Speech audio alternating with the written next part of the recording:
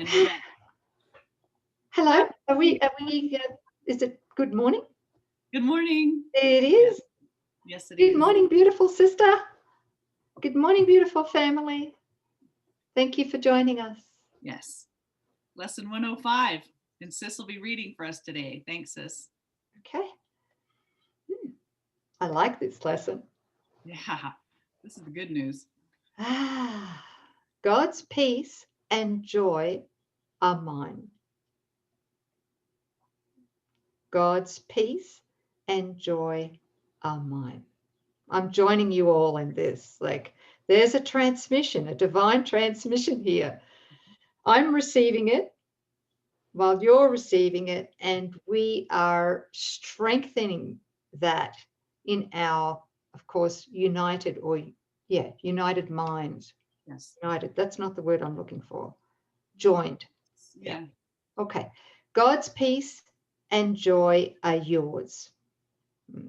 Today, we will accept them. That means receiving them, right? Knowing they belong to us. And we will try to understand these gifts increase as we receive them.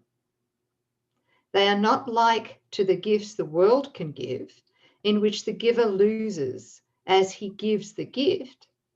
The taker is richer by his loss. Such are not gifts, but bargains made with guilt. The truly given gift entails no loss. It is impossible that one can gain because another loses. This implies a limit and an insufficiency. Wow, this is a concept that took me probably a good 15 years to get when I first began studying the course. I really didn't understand it, nor did I have anybody. I didn't have a group like this or any mentors that might have been able to share their own experience in this to help me along and quicken the journey. But this is interesting because the ego, I don't know if because through the ego, when we give something, we seem to lose what we give, right? And what Jesus is speaking about here, it's a law of God. It's the opposite to what the ego perceives, which is that as we give, we can't give without receiving. It's impossible. I don't know if it's right to go into this in more detail yet. Maybe we should just keep reading, yeah? Well, what do you think, Sis? Just to clarify what you just said, why don't we lose when we give? And that's, if there's one of us here, an individuated expression, and we give, are we not always giving to ourselves, right? And the desire to give, to extend truly, it's not about the object, it's about that desire to move beyond selfish interests. It's about extending love. Well, where does that impulse to extend and to share with another come from? It's an exhaustless source. It's God within your mind. It's that impulse, love's impulse that you received and extended.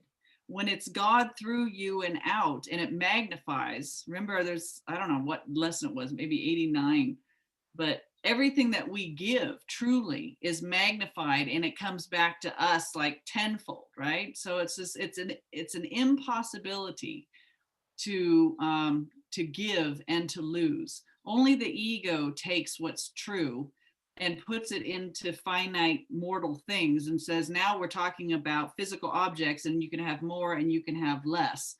And that as I give to you, I end up having less. It's changing everything from what we declare as things into ideas, and ideas can be shared. So when you know that, and when you're giving and your motive is love, it's actually increased and magnified and returned to you greater than what it was that you gave out.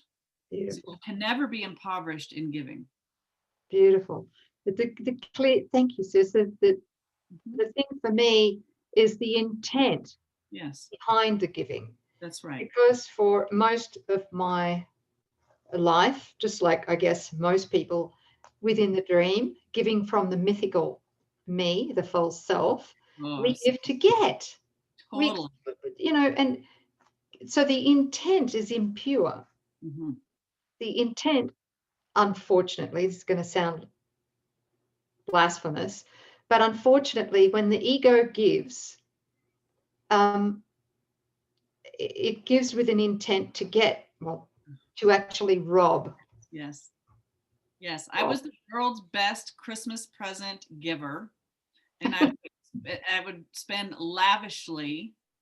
And in the back of my mind, like I ring up my credit card bills and my Best Buy credit card bill. And then every month I'd have a reminder of how I sacrificed myself in the name of love and giving. And then if they weren't really grateful, I got to resent them. It's so lovely. Giving to get is so toxic. Christmas time is a beautiful, ripe learning opportunity for all of us in that department. Yeah. There's a blog. It just came to me. And it's a really, really helpful blog. Okay. And I've forgotten the name of it. So I want to put it in the Oh my gosh. I tell you, I forgot to lock the room. Hi, Karen. I'm sorry. We're doing some private recording right now. Will you forgive me? Oh gosh. How do I? Okay. Anyway, while we're okay, I'm going to put it in the whatchamacallit. Yes. The description box, the show more box. Show more. Underneath is right. Yes. Okay. So there'll be a blog. It's about giving. It's got the word giving in it. Okay. Thank you. Yeah, I think that's so important. It's such a big, big area, and the world promotes it with this commercialism of how, we're supposed to be giving, but there's all sorts of strings attached to that giving. And if it's not an impulse from God, it is the ego, and the ego doesn't know how to give. It has no idea how to love truly. It always has a motive behind everything that it does. And that's why it can't receive anything. That's right. So it's continually trying to get. Yes. Yeah. Yes. But it can't receive. Only the holy self can receive, give, receive, because they're both the same. That's right. Are we off topic? I don't know. Sorry, guys. Little detour. Forgive us. Yes. Okay. Am I reading? Yes. Second paragraph. Yeah. No gift is given thus. Right. Talking about. Okay. The ego giving. Right. Mm-hmm. Such gifts are but a bid for a more valuable return, as we were talking about. Right? Not on the same page. Yeah. Are you there? Yeah, I'm just trying to find out where you're at, because my second paragraph starts with a truly given gift entails no loss. Do you have that? Oh, okay. Yes. You're all right. Remembering that I'm reading the FIP version of the course and you're reading the COA version.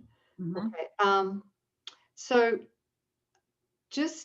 I am beginning with the third sentence after that, which is no gift is given thus. Okay. Can you find it? Yeah. Yeah. Yeah. So, together? Yeah. So before that, it says a truly given gift entails no loss. It is impossible that one can gain because another loses. This implies a limit and an insufficiency. Oh, I see. Okay, go ahead, sis. Yeah, very good. Thank you. Sorry, I must have missed that. Yeah. No gift is given thus. Such gifts are but a bid for a more valuable return, a loan with interest to be paid in full. A temporary lending meant to be a pledge of debt to be repaid with more than what was, to be repaid with more than was received by him who took the gift. It sounds like my mortgage. Yeah, that's it right there. Oh my goodness. That's so good. Oh, this strange distortion of what giving means pervades all levels of the world you see. All levels. Wow. It strips all meaning from the gifts you give and leaves you nothing in the ones you take. There's the ego thought system right there. You know, it's the scarcity principle, right? It's total scarcity. A major learning goal this course has set is to reverse your view of giving so you can receive. For giving has become a source of fear, and so you would avoid the only means by which you can receive. What he's saying is the only way we can receive is by giving. That's right. Accept God's peace and joy, and you will learn a different way of looking at a gift. God's gifts will never lessen when they are given away, but they increase thereby. So what is he's talking about here, sis, in this paragraph, right? Yeah. So he says, giving has become a source of fear, and so you would avoid the only means by which you can receive. Wow, that's so profound. Maybe think about it. The whole ego thought system is out there to gain completion by getting from others. That's Yeah. right. Mm-hmm. Seeking its own completion. So it believes, it really does believe that what we give, we would be devoid of. We would have nothing left, right, if we took on this thought system, the Holy Spirit's thought system. Is that right? Yeah, and the basis of this is because we first make a decision of what we think we are. And if I am mythical me, I am in a state of complete lack. I feel unworthy, I feel guilty, and I'm seeking externally to satisfy what can never be satisfied out there. But I'm a getting mechanism. And a proof of that is like in the special relationship. It is seeking to get from that person Right. your sense of okayness, your love, your good, your desirability, your happiness has been placed in somebody else, and you've got to go get it from them. And as long as we're doing that, we don't turn around and recognize that we don't make that connection, which is, remember when we first looked within and found that and saw that, I'm mythical me and I'm in a state of lack. What the ego doesn't want you to do is stop and turn around and deeply look within your mind to discover that you are already God's will. You have everything already because God has given it.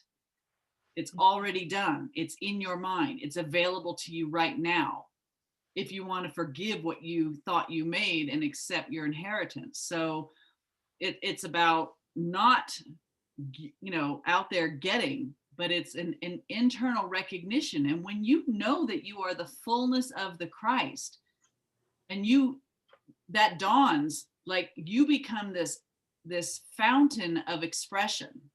Like we are God's expression. We are the means for God in the world to be the light of the world. So we are just a giving mechanism because our source is God. It's exhaustless. So we get in touch with that and we just end up expressing love. And when love meets love, what happens? It's magnified, right? And we feel it in return. God feels it in return when we're extending his love. So that's why when we're in the realm of reality, you can never be depleted or impoverished or lose anything because you're back in source, in touch with your source, which is God. And there's no lack in God. And thank you, because what that brings me to is the realization that every one of us eventually will come to a point in our advance of trust in God, Holy Spirit, to the place where we want to fulfill our purpose. All right. Mm-hmm. Of course, it's forgiveness, but the way that that shows up for every individual is going to have one unified stamp on it. And that is that we're going to want to serve. I know I've said this before, but it's like this, it's like God's will through us. We are God's will, she said. And, you know, it wants to serve. It wants to give. That's where we gain our true joy from that. And that's the sense of completion. That's a real sense of completion, is in giving, not in getting. Right. That's the difference. Yeah. That's huge. You'd say that about your life right now. Oh gosh. Your joy. Yes. Isn't it? When we're in our function. Yeah. God created us to extend itself through your individuated expression. So when you are allowing that to flow through you, you are in joy. You are in peace. You're knowing the Father. You're loving your brother. Nothing's missing. Yeah. Peace and joy. That's how you gain access to it. Peace and joy is my function. They're the gifts of God. It's what we are. Okay. So, 5. Just I found the lesson. No. Blog. Forgive me my confusion. All right. I found the blog. Thank you, sis. What's the title? I found the title of the blog, and it's called "Busting the Myth of Giving." That's it. I remember that. Yes. Yeah. Yes. So, yes. we're going to have "Busting the Myth of Giving." It's an audio, and you can print it out too if you want to read it. And it's going to be down there in the description box. Yes. Fantastic. Shall I keep reading the lesson? Will we get it done by tonight? Yeah, go ahead, sis. I think we're on 5. Yeah. Okay. So tell me if I'm at the right place. As heaven's peace and joy intensify, is that where you're at? Can you start at the beginning of that paragraph? Accept God's peace and joy. Is that not the beginning of your paragraph? Oh my gosh. How could it be so different? It's a lesson. There are the lessons the same, I thought. I don't know. I don't know where we are. Okay. Let's just back up and start at well, I read that part. Forgiving has become a source of fear, and so you would avoid the only means by which you can receive. Yes. Now the next sentence is accept God's peace and joy. And you, accept God's peace and joy, and you will learn a different way of looking at a gift. God's gifts will never lessen when they are given away. They but increase thereby. Yes, I've already read that, I think. Yeah, thank you. You were right. Oh, what a forgiveness opportunity. Okay, now, as heaven's peace and joy intensify when you accept them as God's gift to you, so does the joy of your Creator grow when you accept His joy and peace as yours. True giving is creation. Wow. True giving is creation. It extends the limitless to the unlimited, eternity to timelessness, and love unto itself. It adds to all that is complete already.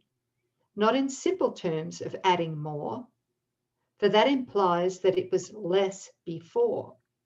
It adds by letting what cannot contain itself fulfill its aim of giving everything it has away, securing it forever for itself. I just got the chills then when I read that. Yes. Like that just went right through me like a lightning bolt. Yes. I think I might just have my toe in the water as to this experience, even here in the ego dream. Yes. And I think you do too, sis. Yes. It feels like, God is this infinite, but God is everywhere, infinite, omnipresent. But so God would be the container. And yet God is sending forth this impulse of mind and love into each one of us as an individuated expression. And so it hits our thought as an individual. Think of like a stained glass, a piece of stained glass in a stained glass lampshade. The light is sent forth, and then your individuated expression takes that and it reflects or extends it beautifully, like no other individuated son of God can, but as you extend it, it's still within the realm of God, and God is receiving. This is how God experiences itself. It's just adding exponentially, eternally, forever and ever, building and building and building. But God is just knowing itself through everything that we're doing. And the source of what we're doing is him. So he's the source, but he's also the receiving of it. And this is how we love God. Take off our defenses and just be an open portal, this transparency for the love and will of God. Yes to the will of God. Extend it, magnify it beautifully, the only way that you can do it. He wants you to. It's his will. And there's that song of prayer, the love song between father and son. You can feel that.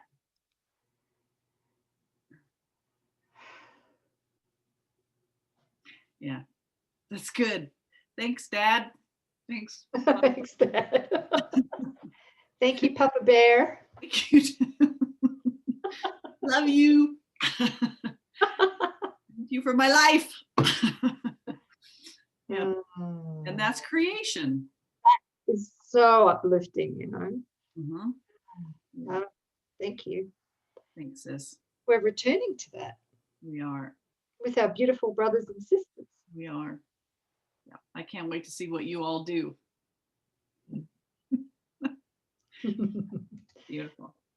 Okay, 5. Today, accept God's peace and joy as yours. Let him complete himself as he defines completion. You will understand that what completes him must complete his son, you, as well. He cannot give through loss. No more can you. Receive his gift of joy and peace today, and he will thank you for your gift to him. Wow.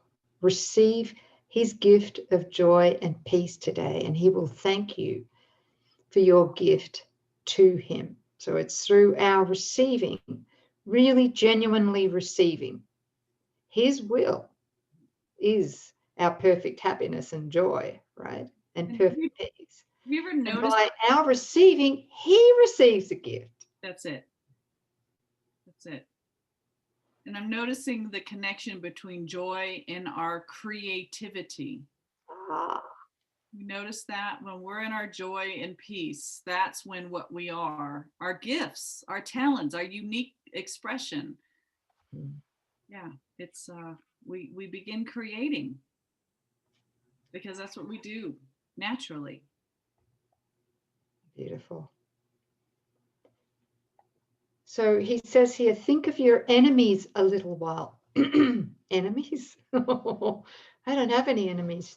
I used to have a lot. Armies. Thousands, yeah?